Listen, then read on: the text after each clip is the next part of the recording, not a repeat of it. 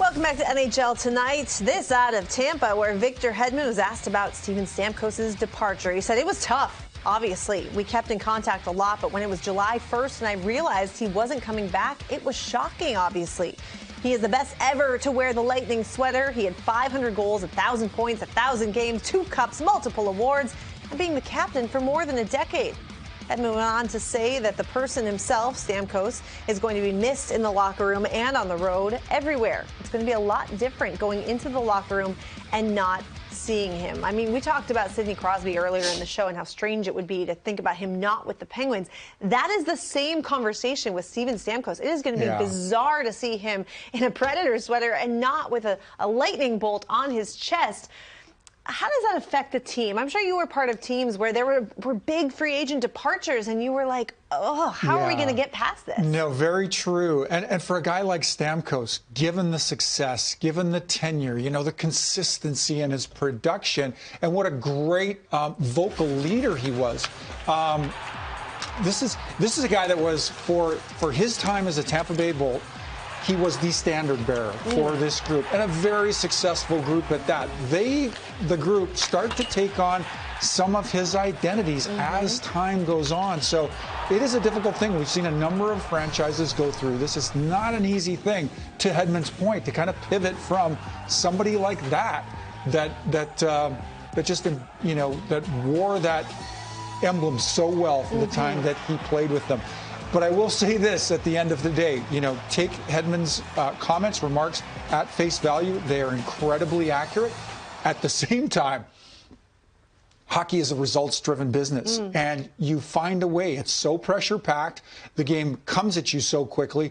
You've got to pivot. You've got to move in a different direction, because future success depends on that, Jamie. So the point I'm making is, as brilliant a contribution as Stamkos has made, as brilliant a leader as he has been, you know, you move on from that rather quickly. And I'll tell you what, once the puck is dropped on this regular season, it's, you know, there's a challenge and I guess a mental occupation of a different nature. You've got to find a way to pivot, and this group will. There's plenty of leaders in that room that have been part of that core through the glory days. I mean, can you even imagine what the tribute video is going to look like for Stammer and his return? I don't even have the date on me right now when the Predators will play in Tampa. It'll be Stammer's big return, but my goodness, it's going to be my favorite Stamkos moment. Has to be in the bubble. Remember, he was out that whole playoff run, and then he returns for one shift, I think it was 2 minutes, and scores a goal. And scored. Incredible. And scored. Like, signature Stamkos moment. That? I'll always remember it. Amazing. But you're right. Now he's on to Nashville, and the Predators look pretty dangerous, if you ask me. But anyway, it'll be interesting to see what this Tampa team looks like, too. And actually, November 29th. Thank you. Brandon Research telling me that November 29th is going to be Stammer night. Stammer time, returning to Tampa, and I'm sure it'll be an emotional ceremony, so circle that date. I think that's Thanksgiving weekend, so circle that date for you. Oh, October 28th. Circle that date instead. We've got it a couple times. It's fine. We're having fun here. We'll be there. We're all in off-season form Lots of time to get that right on our calendar, right? October 28th, folks. There you have it. Okay, back to Hedman. He was also asked about the Bolts still being in the conversation as true contenders for another Stanley Cup championship. And look what Hedman had to say. He said that's everyone's goal, of course, going into the season. But it does feel like we have the team to be a contender.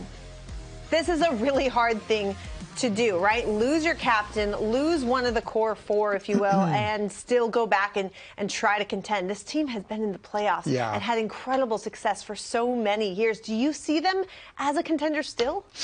Well, playoff contender, playoff participant, I think that's well within the cards. Are they the kind of club that could go on a deep run the way they're presently constructed?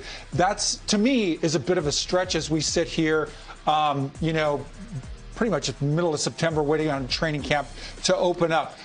We've been talking since their last cup, you know, the seasons that have come subsequent. Is the window still open for this group? If it is, there's just a very faint draft coming through that window, Jamie, in my estimation. And I focus primarily on the forward core. really dynamic top six. I mean, you're still talking about the Kucherovs, the points, now Gensel as part of the mix. That's a really dynamic and dangerous top six. There's a bit of a drop-off after you get past those first two lines.